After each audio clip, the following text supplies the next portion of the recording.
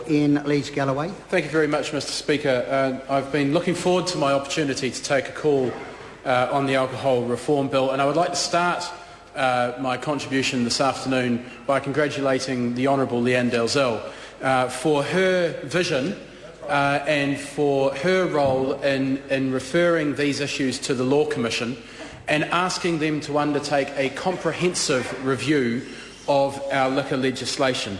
I'd also like to congratulate the Law Commission for that review and for the very detailed report that they brought back to Parliament. And I'd also like to acknowledge my colleague from the Manawatu, the Honourable Simon Power, for his role in maintaining that progress and for bringing this legislation to the House.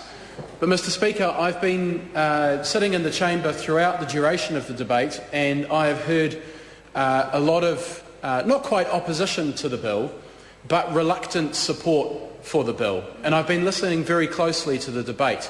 And the reason why the support is reluctant is not because of what is in the bill. For the most part, the changes that this bill would make are positive and will be accepted by the community and will be looked on historically as good moves. But they are slim pickings from what the Law Commission actually suggested we needed to do. They are not the total package that Leanne Dalzell set out to achieve when she referred these issues to the Law Commission some years ago. And in listening to the debate as I have, I really do need to refer to some of the comments that have been made by some of the members. Nick Smith actually attacked Leanne Dalzell for her superb and passionate and comprehensive contribution in this debate, because she... Did a member say that was boring?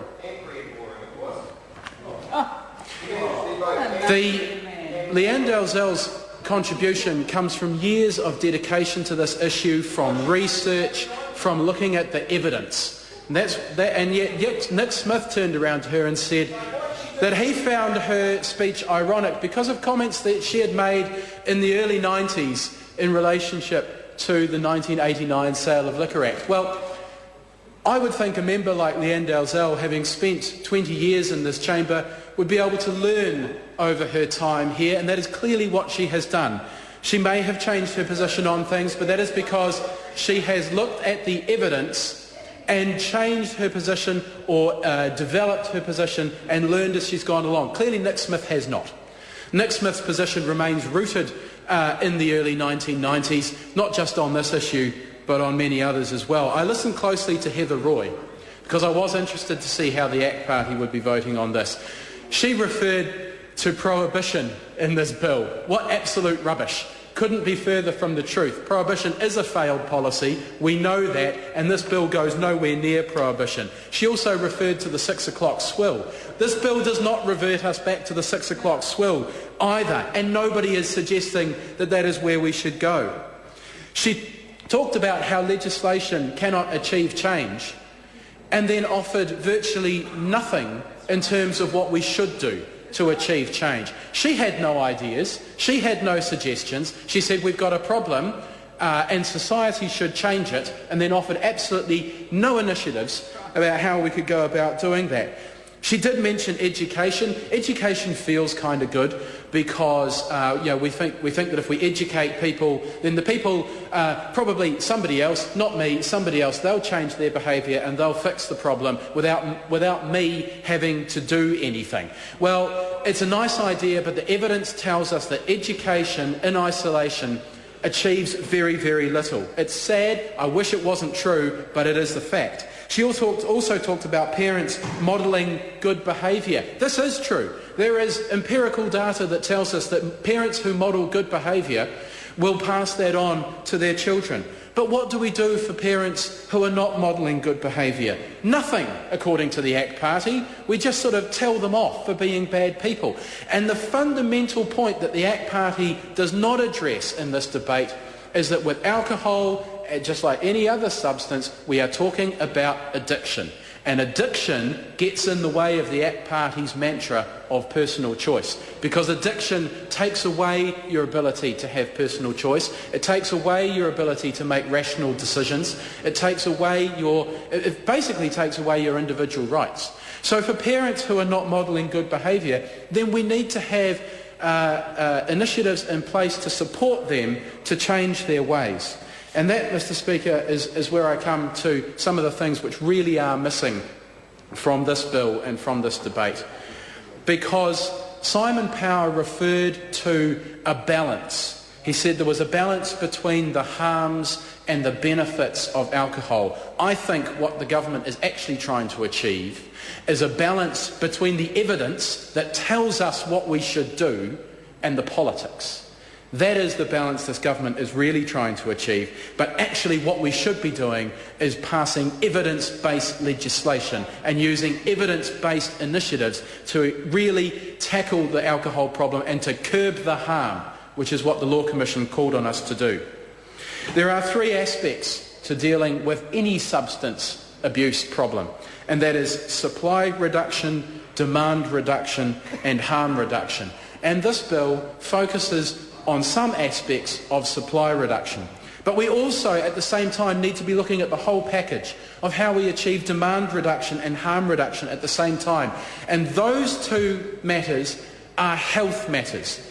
And it saddens me actually a little in the way that Parliament operates. I think it's a necessary thing, but that this bill will be referred to the Justice Committee overlooks the fact that the Health Committee could have a huge role in this as well, and that this is a health matter as well as a justice matter. And it's sad that we can't sort of form some super committee to deal with this that has members from the Justice and the Health Committee. That's not the way Parliament works. I accept that, and that's fine. But in terms of health and in terms of demand and harm reduction, the government is going in the opposite direction to the direction that it says it is taking us in with this bill. We have seen cuts to alcohol and other drug treatment funding. We have seen mental health and alcohol and drug treatment removed from the government's priorities. And that means that when the government puts the screws on district health boards and says we are going to limit the amount of money that you have available, and you have to find places where that they say to the DHBs that they have to find places where they have to cut funding and things that they have to cut, that they take their lead from the government. And if something is not a priority to the government, then it is not a priority to that district health board either. And so we have seen cuts to drug and alcohol treatment services, the types of services that would actually help us make the changes that the ACT Party is calling for. So the government says that it is interested and concerned about alcohol harm in our community, but whilst it is trying to take us a small way down the right path with this bill, it is taking us in completely the opposite direction with its cuts to health funding. Mr. Speaker, I would just like to make pass on a small anecdote to the House about price, because that is something which really is missing from this debate, and the government has wussed out and deferred the issue of price until after the election. Mr. Speaker, I went to the supermarket some time ago and I had an epiphany about the price issue. I've been to the supermarket several times, the Minister may be interested to know, but I had an epiphany about the price issue, and that's when I bought a few bottles of wine, not from the alcohol section, but from the end of one of the aisles where it is promoted, okay? And those bottles of wine were $9.99 each. Okay, they were $9.99 each, and I took them home, and we were having a barbecue with friends, and they were drunk very responsibly, and everybody went home happy, and there were no problems the next day. Now, that for $30, I was able to provide alcohol for a small function. But for that same $30, a teenager or anybody actually could have consumed all of that wine and got themselves into a real mess. Not a lot of money, and they could have got themselves into a real mess. And I thought, okay, I appreciate being able to purchase that alcohol for a low price, but what is the effect on the community? And the government members may laugh about this anecdote, but here is the crux of this issue. What is the effect on the community? And what is my responsibility as a consumer of alcohol to my community? Because my community bears the cost of harmful alcohol use and alcohol abuse. And so whilst I might appreciate the convenience and the low cost of low-price alcohol, I need to think about the effect on my community, and I look forward to the Select Committee process when many submitters will be talking about that and other issues.